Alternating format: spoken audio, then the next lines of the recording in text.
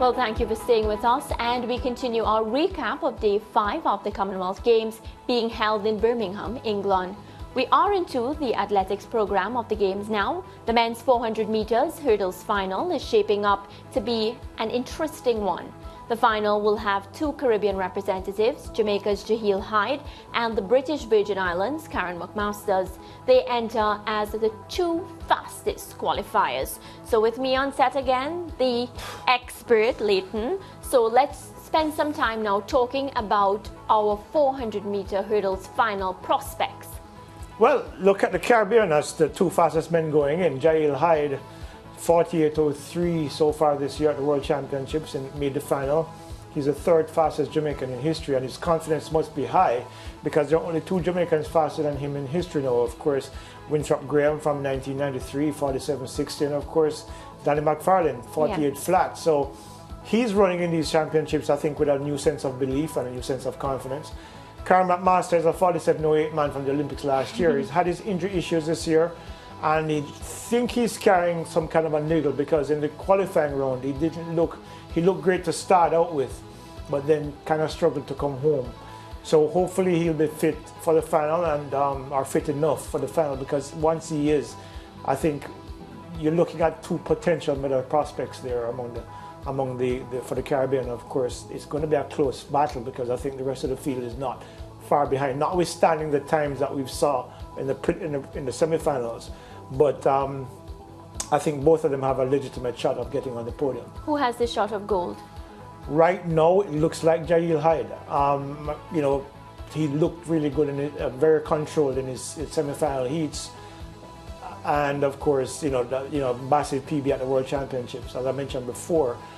So, it's likely he could end up on top of the podium. It would be a nice lift for him because it would be his first senior medal in terms of at this level. Yes. Which would be, because for years I've always maintained that he should have done the 110 hurdles, but he's continuously proving me wrong. So hopefully he'll do that again and end up on top of the podium. Right, and Leighton, if there is to be an upset in the 400-meter hurdles, where does this upset come from? It wouldn't be an upset if McMaster wins, because I think he's the 8th fastest man all time. 47.08 at the Olympics last year would have won him virtually every single Olympic Games except for 1992 and last year.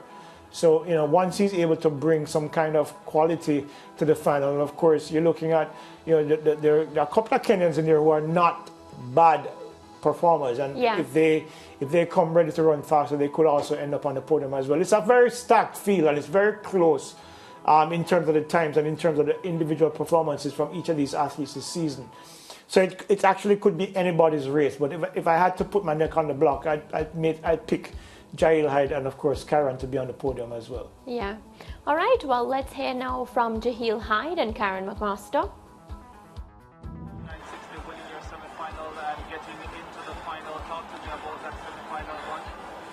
It was a pretty comfortable run. Top 3 goes through, so I wanted to qualify with a big Q. I think I executed pretty well. The breeze was a bit strong on the backstretch, but managed to push through that and got the big Q. Outside of the big Q, how important was it for you to actually win that race with the defending champion McMaster on the outside? It didn't really mean much, but just as I said, top 3. I wanted to be as close as possible to him, so that's good. What do you expect for the final? I don't know. I'm going to just run, try to win, just like everybody else. Well, all the best. Thank you. McMaster? Yeah. Second in your semi-final, you're through to the final, which I guess is the important thing. Talk me through that one. Just get a big Q and move on. You had to pull out of the World Championships. What has it been like between then and now? How are you? Tough. Struggling with injuries all year, but making it round by round.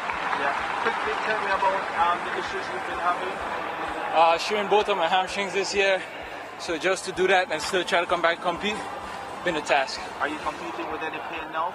A little bit discomfort, but nothing too serious. All right. Well, we hope you can get through that final. All the best. Thank you. Well, both athletes, eyes on the prize. We heard from Jahil talking about his execution and, just he felt comfortable, he's focused on getting the job done. And then McMaster speaking about his injury latent, and we all know, I mean, personally, we don't compete at that level, so we don't know how it is to take part at the highest level and of course do it with an injury. Look, when you're an athlete at that level, you always have a niggle. I don't think there's ever been an athlete in history who's completely healthy in going into any championship, into any race for that matter. So, but the thing with Kyron is that Kyron has had a bad time of it the last couple of seasons. And there was a point where I think he was actually thinking about giving up because the injuries were just too much. And of course, as you remember, just about 5 years ago, he lost his coach in the BVI, that massive hurricane that tore through the island. Yeah. So he has not had a good time of it recently, but his resilience is beginning to shine through because despite his innermost feelings of wanting to probably step away from the sport, he still continues to fight. So I'm hoping he does well in the final. I'm hoping he's able to control whatever discomfort that he's going through to be able to deliver a performance that will make the BVI proud because they've been hit by a lot of injuries. They're major athletes this year. Chantal Malone missed the Olympics. Mr. World Championships because of a knee injury. He's their other big athlete, and so at least one of them need to come through and do something. I mean, Ricky Brathwaite is there, but I don't think he's a shot in the 100. But the reality is that Kyron right now is the face of the BVI, and it'd be nice for him to come through and do something that would make the country proud. Definitely looking forward to see how these young men do on competition. Well, all three Jamaicans are through to the final of the 110 meters hurdles. Leighton, anything unexpected about that? No, I think the big surprise for me is why Rashid Broadwell didn't run at the World Championships like we saw him in the semi-final, because I'm sure he would have medaled in Oregon. But I think probably a little bit of nerves got to him in Oregon, but now he's had that experience. He's now running a lot more comfortable. 13.16 in the semi-final, his fastest time going into the final. Looks really good. Hansa Parchment still having a little bit of issue from that injury, that hamstring strain that he picked up just before the final in the World Championships. Looks like he's still nursing it a little bit. Yeah. Didn't look as fluid, but he is Rashid Parchment. He's the Olympic champion, and I don't think there's any enough quality in the field to stop him from being on the podium.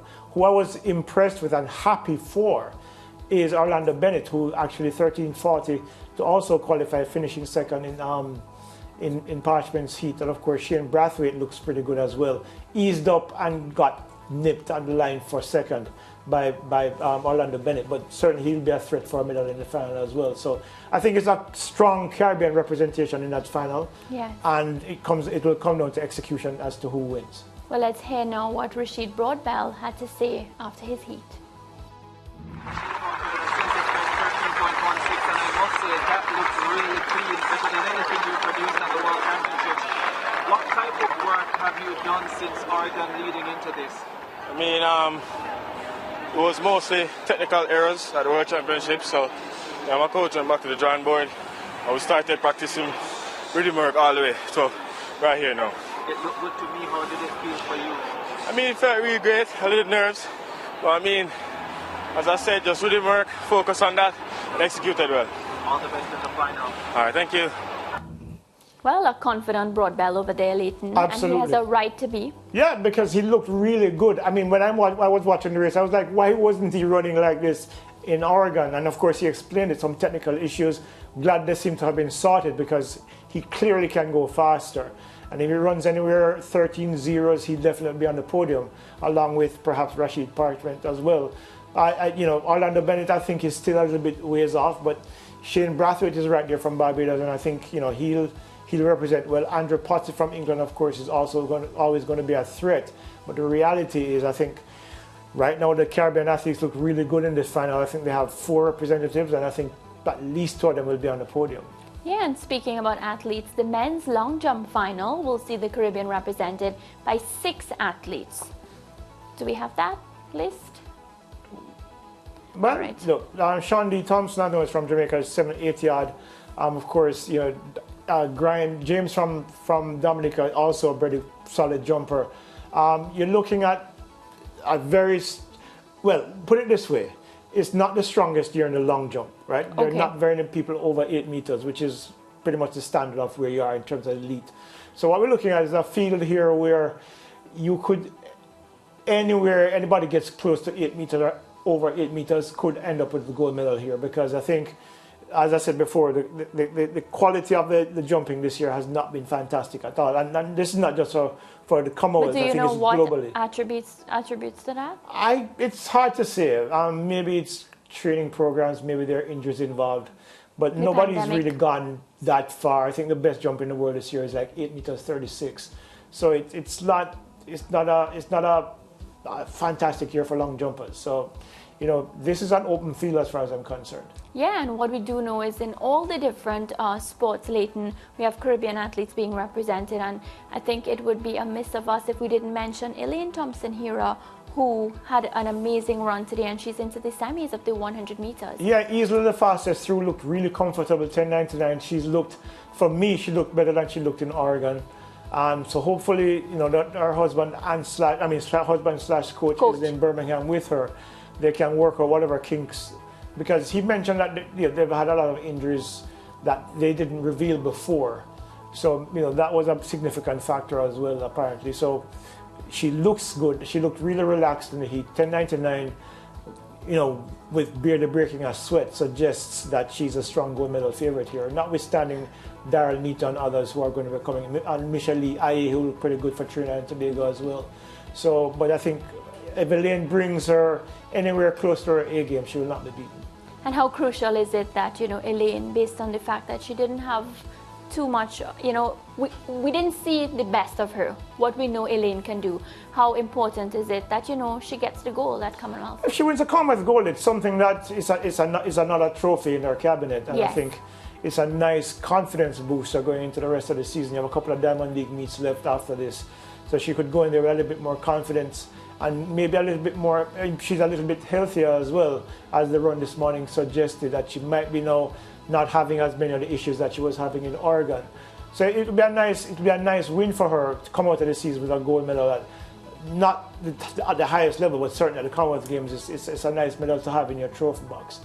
Yeah, you spoke about Trinidad and Tobago's Michelle Lee Aye Leighton. How did she look? She didn't look bad. I mean, remember, people forget she's a defending champion. So, exactly. You know, so you can't underestimate her. You can't underestimate her at all. But she has her hands full, because there are a couple of youngsters out there who are looking to run fast. And, you know, she has to certainly get a better start than she got in the semi-final here, because she had to come from behind. Ramona Burchell and Tina Gaither from Bahamas as well. She was right. She was very close to Michelle, yeah. Yeah, she had 11.19. Yeah, so, you know, she's going to have to battle. But I think she still has enough quality to probably end up on the podium. It won't be gold. I don't think it'll be gold this time. Because, I mean, when you look at the British athletes, you look at the Australians, you look at the Jamaicans, and the Bahamian Tina Gaither, who I think has a point to prove after that unfortunate disqualification. She's gonna have to run for that medal, and, you know, but I think she has the capability. She has the ability to run under 11 seconds, and if she does that, she'll definitely be on the podium. Well, just a reminder of viewers, if you missed any moment of the action, you can head across to our YouTube page. You can download the SportsMax app. We have the very best of the Commonwealth Games. Let's take a quick break.